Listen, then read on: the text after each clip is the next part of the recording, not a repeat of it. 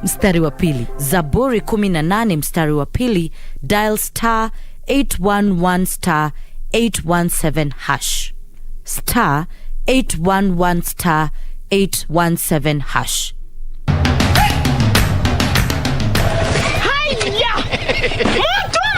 Ala, Nissan Serena ndio hii. Na unaweza kuwa wewe ndio tunapikia simu. Kodi ya Nissan Serena ni NS. Alafu kisha kwenye amount ni 50 bob. Hii Nissan Serena tunakupatia na shilingi 50. Kujiunga na QuickBid ni rahisi. Enda kwenye M-Pesa, bonyeza paybill kisha weka business number 4032353. Kwenye account weka kodi ya bidhaa unayotaka na bid yako ya chini zaidi. Kwa mfano TV 16. Kisha weka shilingi 20 tu kama idadi yako. Weka bid yako pia kwenye www.quickbid.co.ke. Kumbuka, bid ya chini zaidi ya kipekee ndio hununua. QuickBid, bidhaa bora kwa bei ya chini.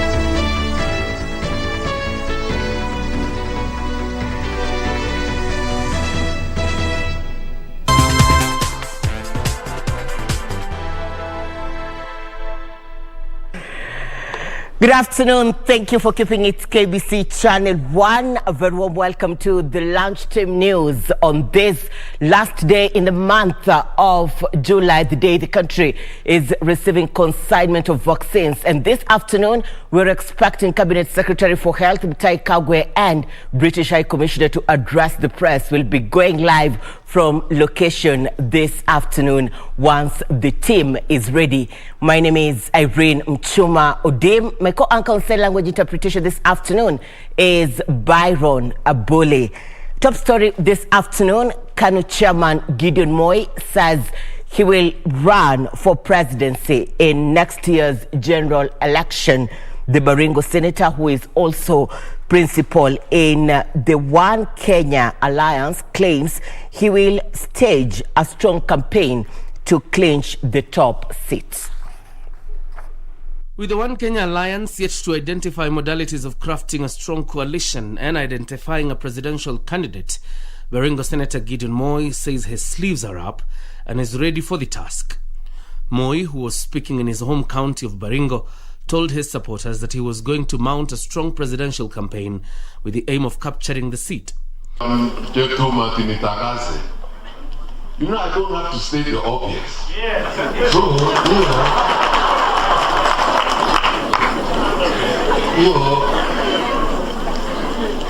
unless they say, unless you're the stranger in Jerusalem. So, it's on. The senator, who faces strong opposition from Deputy President William Ruto and his allies, has been pushing for the formation of a strong coalition that will face the Deputy President in next year's polls. Na wanasumbua Gideon. Kuna watu wanasumbua Gideon bure. Gideon kipshele hana makosa. Kwani Gideon alitangaza kwamba anataka rais ya Kenya?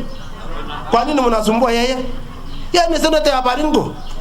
Allies of the Deputy President who were in the function attended by Moi, however, have urged Rift Valley residents to coalesce around Ruto, whom they claim has an upper hand in the race. Sisi kama jamii wa Kalenjin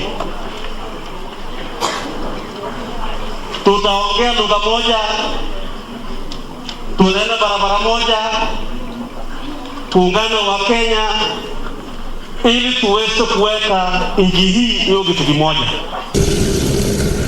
John Jacob Curia, the Lunchtime News. Women leaders in Laikipia County have called on the government to move with speed and end the bandit attacks in Olmoran area.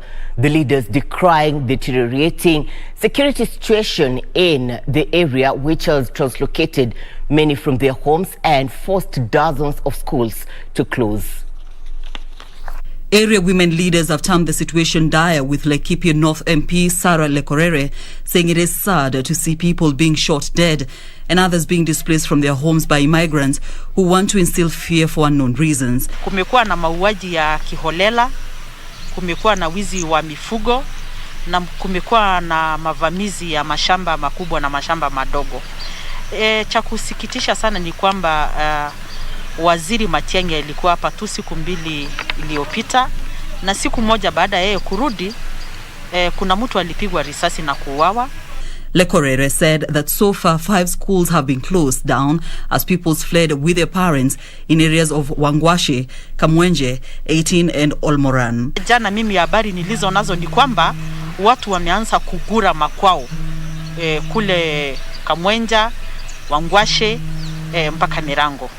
Sasa nashangaa wamama wanahama na watoto, kuna hali ya unyevunyevu, kuna nyesha, watoto wanalala nje, so hata kuambukizwa magonjwa kama vile pneumonia na homa ya mapavu inakuwa ni kitu ya kawaida kwa wale wamama.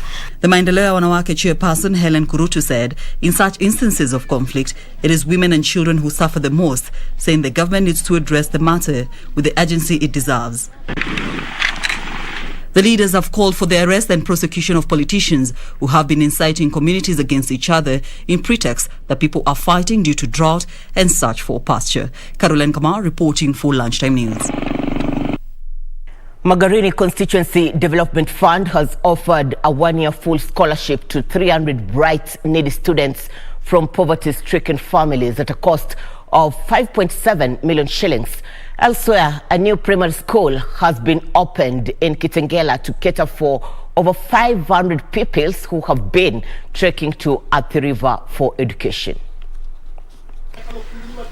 The scholarship program is an initiative of Magarini Member of Parliament Michael Kingi, aimed at ensuring bright, needy students who score 350 marks and above enroll in Form 1 to motivate others. Hata huko nyanjani watoto wamebezi sana kusoma, wengi wanataka sana kusoma, na wazazi kusema kweli wengine hawajiwezi, na wakaona hili ni swala ambalo lazima lishughulikiwe. Ndiposa mmeona kwa sub-county yetu ya Magarini kuna hizo twin labs ambazo zimejengwa, ambazo zitasaidia sana especially yale masomo ya sayansi. Elsewhere, it is a big reprieve for more than 500 pupils from poor families in Kitengela after a new public primary school opened its doors in the area. The pupils have been trekking to the neighboring Athi River in search of education. Mimi leo pia niko na furaha kubwa sana, furaha tele tukija kuzindua shule hii na kukabidhi primary yetu National Government Ministry of Education. I am also very pleased to know that this is actually a CBC school because it is running from grade 1 to grade 5. While a non-governmental organization has come to the rescue of poor pupils who cannot afford education in Kitui County, besides paying fees for the pupils, the organization is also seeking to uplift the livelihoods of families in the area by giving them cows and goats for rearing. Within the 5 counties we are covering, we are looking forward to support 17,550 families, which are giving equivalent of 25,000 highly vulnerable children. Sasa tunaona hiyo shirika kwa ukweli itatusaidia. Sisi kamwe atupingi, tuwezi tukapinga tukasema hiyo shirika iwezi ikasaidia huko kwetu Kitui. Katika Wizara ya Elimu, finally, Vihiga Governor Wilbur Otichilo has sponsored 100 students in the area proceed with education. The governor said his administration will not allow any bright student to stay at home because of lack of fees. I have joy for getting this scholarship. I didn't know that I will go to Bunyore Girls High School and continue with my dream of becoming a lawyer. As long as mnasoma, I'll pay the school fees. So jukumu lenu ni kusoma. The leadership of the Central Regional Economic Bloc has proposed a single business permit for traders to boost economic growth in the region. Laikipia Governor Gideon Moi says traders would be expected to pay a single business permit once while traversing counties within the Central Regional Economic Bloc. Laikipia County Governor Gideon Moi says within the next 3 years, the gross domestic product is expected to grow by 130 billion shillings among the 10 counties of the Central Regional Economic Bloc. They are meeting to operationalize what we as SEREP governors have already asked them or presented to our people. Governor Moi says they are working on negotiating a cess where traders will only be paying only when trading within the 10 counties of the Central Economic Bloc. Why are we doing so? To make it easy for you to do business in these counties, to lower the cost of doing business in these counties, and to increase the trade among us by a target, a very modest target of 5%, which is equivalent of 130 billion. There is no reason why you should not manufacture here in Laikipia and sell in Nyeri without a lot of problems there in between, without a lot of certifications, a lot of taxes, a lot of boundaries, issues that are not existent. The bloc is also discussing removing tariffs and non-tariffs which impede traders working within the central region. For Lunchtime News, I'm Serafina Robi. A US-based pastor has been remanded at the Diani police station over alleged forgery and conspiracy to commit a felony. Ismail Dennis Omondi is alleged to have attempted to dupe the Registrar of Societies using a forged letter. Ismail Dennis Omondi is facing charges of attempting to use the Registrar of Societies to defraud a church. Kwale Low Court Prosecution Counsel Kigira Millicent petitioned the court to detain the man of the cloth, arguing that he is a flight risk.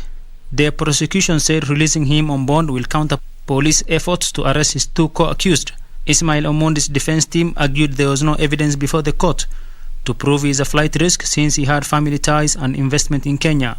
They argued that stopping their client from travel abroad, they said, is automatically causing him to lose his job. Reporting for Lunchtime News, I am Yusuf Hilo. Over 200 workers engaged in the construction of Kitale Swam Road have downed tools seeking better terms. The casual workers are calling on the government to intervene and compel a Chinese contractor awarded the tender to pay them well. The over 200 workers involved in the construction of Kitale Swam Road have taken to the street of Ndebes town, lamenting poor working conditions.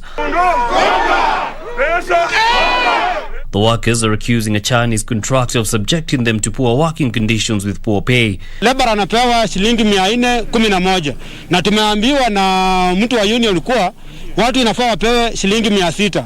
Hao watu hakuna mtu ambaye wamempatia leave. Mimi niliweza kuumia kwa hii kampuni tarehe 4 mwezi wa 4 tarehe 2.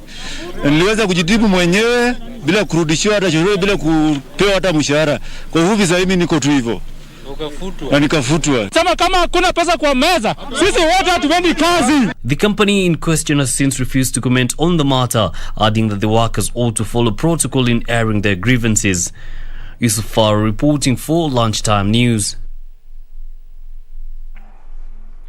To political matters now, Transport Chief Administrative Secretary Wavinya Ndeti is calling on politicians to tone down political rhetoric and accord President Uhuru Kenyatta space to deliver on his mandate.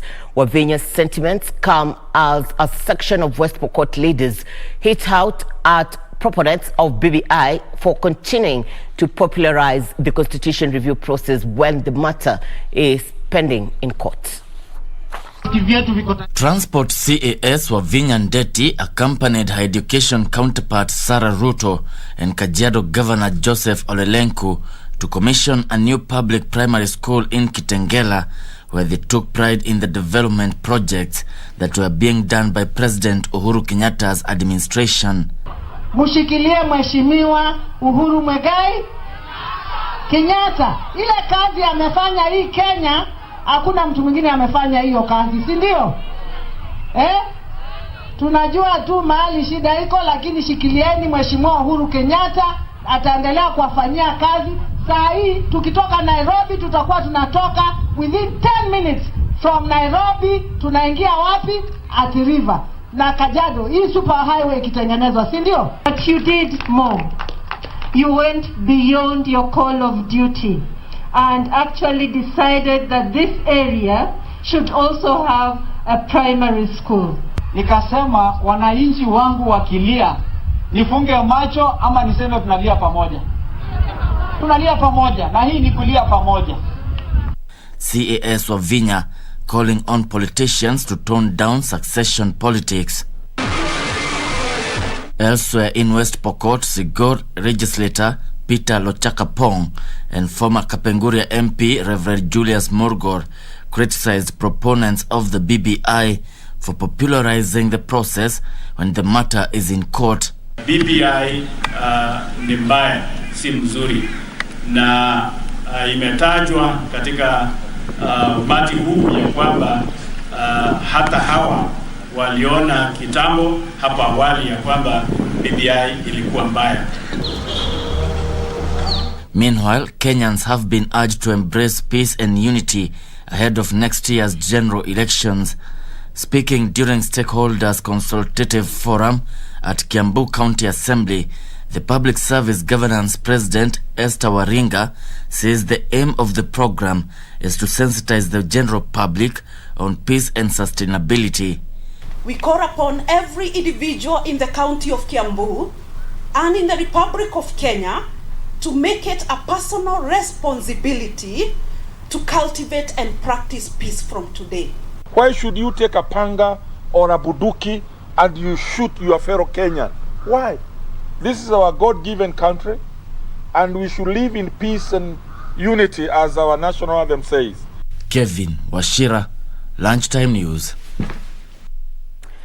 We are taking a short commercial break. When we return, Serafino Robi, my colleague here at Kenya Broadcasting Corporation, will be telling you a story of a popular tree in Karura Forest, one that you won't want to miss. We'll also be having other news making headlines in the world of sports. Stay with us.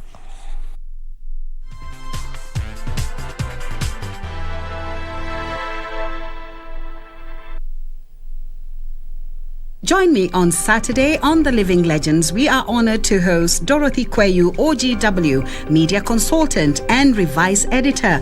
Also May 2020 recipient of the Lifetime Achievement Award. December 2020, the Kenya Editors Guild Distinguished Service Award.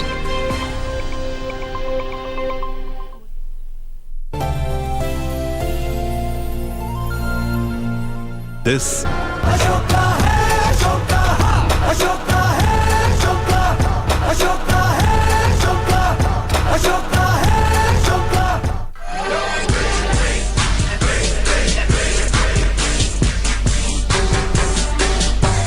Promociones Dorado attack has thrown Sammy Callahan and Lance Warner together. Oh, that's disgusting. He is completely disgusting. This is the last thing that I ever thought I'd see. These two maniacs teaming up, and you know, here we go. We're not even waiting for the bells. Oh, my, Brian.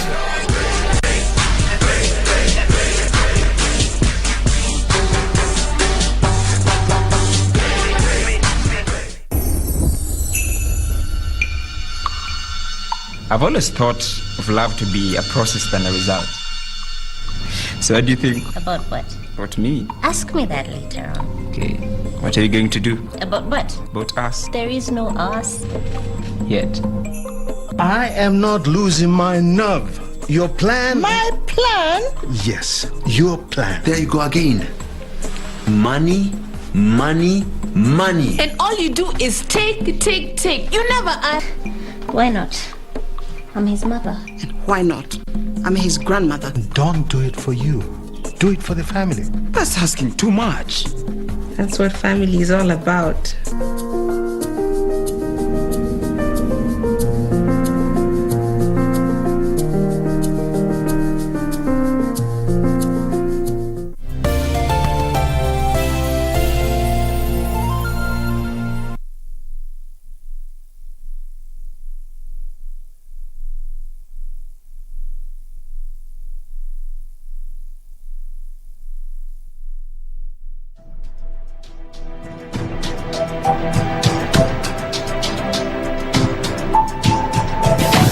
the Kenyan people being given opportunity to look at our constitution and to see what aspects of it can be reformed, and why and how. And in particular, we would like to see that the recommendations of IPPG, while not complete, are followed, so that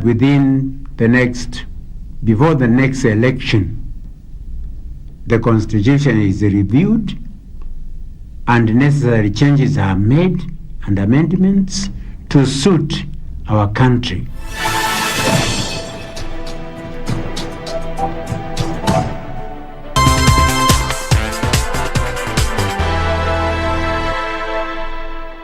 Thank you for staying with us. Remember, we are also live on our social media platforms at KBC Channel 1 on Facebook, YouTube, and Twitter. Now, man and nature have coexisted for centuries of years, with each serving the other in various ways.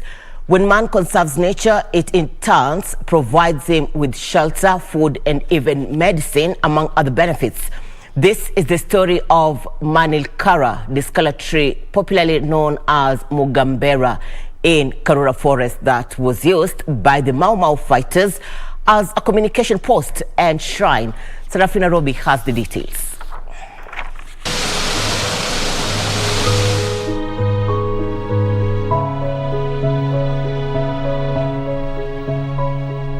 The Manilkara Discala, also known as Mugambera, is a legendary monarch that has stood the test of time, dating back to the Mau Mau period, whereby it was used as a form of communication, formerly known as the postal address.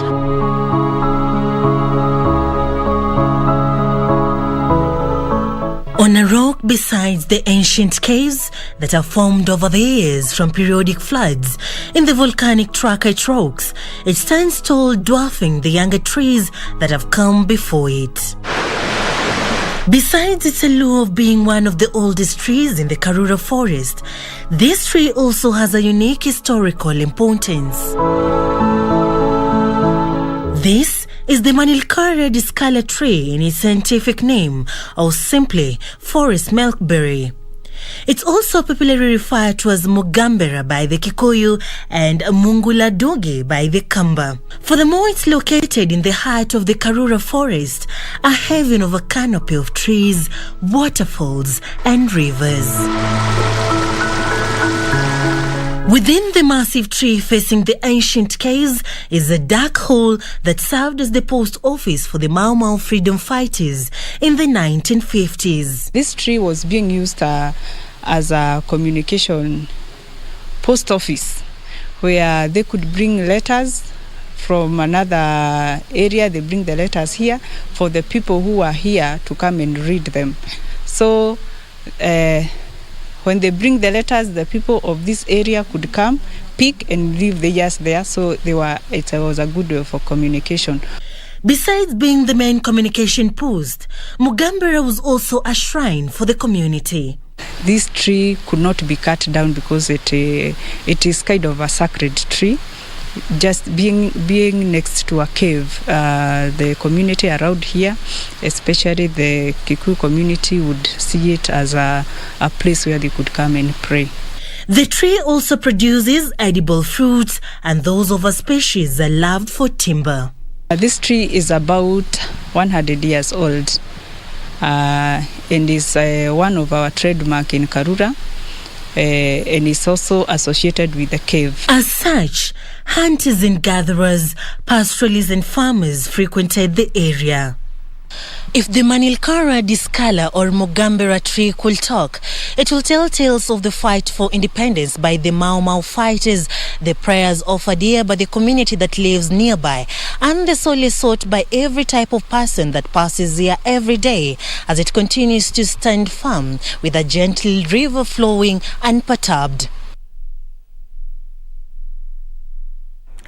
Now, you may have been to Mukuru, Kwanjenga, or heard about this vast informal settlement in Kenya's capital city, Nairobi. But do you know the origin of the name Mukuru, Kwanjenga? Our reporter Jackie Wambiru set out to find out what the story behind Mukuru kwa Njenga. Mukuru kwa Njenga is one of the largest informal settlements in Kenya's capital city of Nairobi.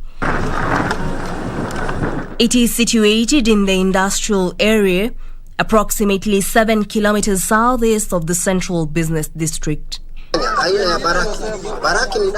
The railway runs between Mukuru kwa Njenga and Mukuru kwa Ruben, with the Ngong River cutting across the two. Have you ever thought of where the name Mukuru kwa Njenga originates from? This week on People and Places, we take a look at Mukuru kwa Njenga and discover the history behind the name. Historia hii Mukuru ni kusema kuna mzee alikuwa huko anaitwa Njenga na ndugu yake alikuwa anaitwa Ruben. There was brothers. Sasa ndio walikuja huku wa kwanza. Sasa wakaweza kuingia katika upande hii na upande hii wakakuwa hali moja. Sasa wakakuja huku. Na kwa sababu ya ile Mukuru ilikuwa huku, wakaita Mukuru kwa Njenga na Mukuru kwa Ruben. Hiyo sijui vile ilikuja. Sijui. Fari. Ndio inaitwa Mukuru. Mukuru means valley or quarry in the Kikuyu language. According to Mukuru kwa Njenga Nyumba Kumi member James Kariuki, the settlement can be traced back to Kenya's pre-independence. Ilikuwa sasa ni akina mzee Njenga boma yake ndogo, alafu naye sisi tukaanza sasa kuja kujenga kila area sasa. Juu sana naye sisi tumekuja hapa hivi na tumeanza sasa, hakuna shule, hakuna chifu. Tokana na mzee mmoja alikuwa anaitwa mzee Njenga, ambayo aliaga hivi majuzi na kazikwa Langata. Yes, so hii settlement ilikuja ikanemiwa after yeye, being part of the team ambao waliongoza kusettle watu kwa hii kijiji, hii mtaa, hiyo nyakati za naisikia 1986 when they first settled here.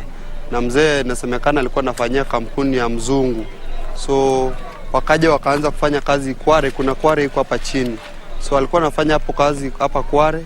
So that is how this land ilikuwa too open, walikuja wakasettle hapa, na being one of among the first settlers ikakuja kuwa named after yeye. Njenga settled here with no formal education.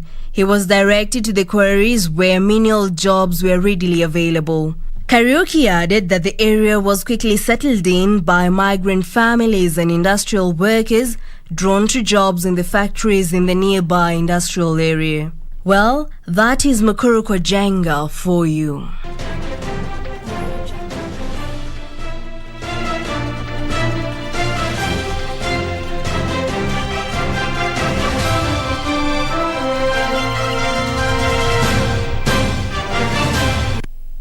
And time for Channel 1 Sports News. The Kenya trio of Ferguson Rotich, Michael Saroni and Emmanuel Korir on Saturday morning eased into the men's 800 meters semi-finals at the Tokyo 2020 Olympics in Japan. Rotich and Korir took the first place in their heats, with Saroni emerging second.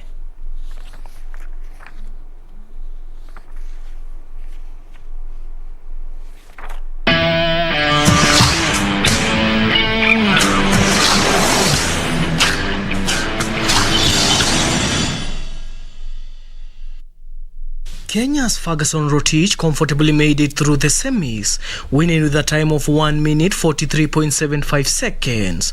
The 2019 world bronze medalist trailed after the bell, but a push in the last lap helped him to overtake the leading pack to win. Nilikuwa nimejipanga kwa hii. Nilijua hiyo yenye nilikuwa fast, so I was prepared. Naomba Mungu kesho nifuke niende finali. Majaliwa yake Mwenyezi Mungu finali, nione vile itakuwa medali, tuone itakuwa fiti. Emmanuel Korir, who boasted this year's second fastest run, just edged it to win his heat and advance to the next round. Korir won heat 6 of the first round of competition in 1 minute 45.33 seconds, a hundredth of a second better than Poland's Mateusz Borowski. My round was, a little bit slow, of which it's good and advantageous for us, tomorrow in the semis. So I'm just praying, to qualify for the final. Michael Saruni also used a strong final push down the stretch to manage a second place finish in the heat 4 of the first round of the 800 meters, putting together a time of 1 minute 45.21 seconds, just behind first place finisher Nigel Hamos of Botswana.